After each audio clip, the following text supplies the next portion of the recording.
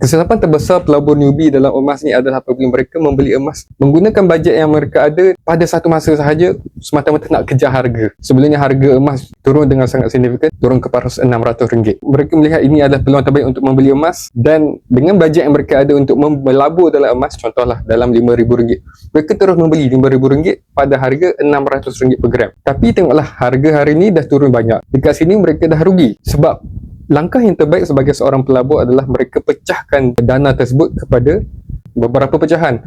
Harga emas turun RM600, beli. Harga emas turun lagi RM580, beli lagi. Sebab dengan cara ini, pelabur emas dapat memaksimalkan keuntungan daripada pelaburan mereka. Sebagai seorang pelabur, anda perlu alert, anda perlu peka dengan pergerakan harga emas. Harga emas turun sebanyak mana dan nak turun sampai mana. Anda perlu belajar dengan lebih mendalam analisis teknikal pergerakan harga untuk menentukan harga yang terendah dan juga sampai mana harga boleh turun supaya anda boleh grab harga yang terendah anda boleh dapat, so that anda boleh memaksimalkan keuntungan anda. Berbeza dengan penyimpan emas, bila-bila masa sahaja adalah masa yang terbaik mereka membeli, asalkan mereka membeli secara konsisten untuk menambah bilangan gram emas mereka. Tapi bila harga emas turun dengan sangat mendadak, itu adalah peluang untuk mereka memborong emas dengan lebih banyak. Dan strategi yang sama boleh juga dipakai. Seperti mana yang kita cakap, pecahkan dana untuk membeli emas masa harga tengah jatuh, begitu juga penyimpan emas pun boleh buat benda yang sama. Supaya anda tidak terbawa-bawa dengan emosi mengejar harga ni, anda perlu berdisiplin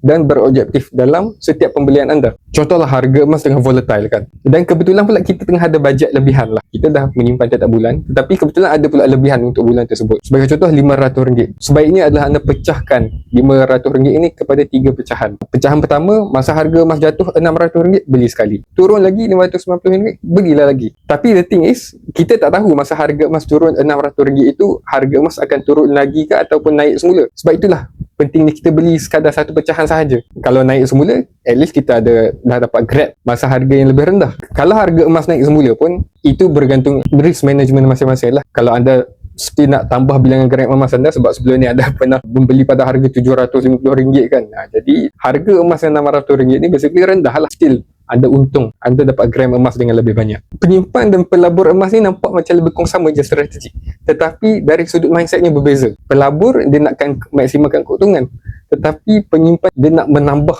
jumlah gram emas simpanan mereka. Lagi banyak gram, lagi bagus. Sebenarnya harga emas tengah jatuh ni, sesiapa yang berminat nak memulakan simpanan emas bersama Public Gold, tekan link di bio, nanti saya bantu.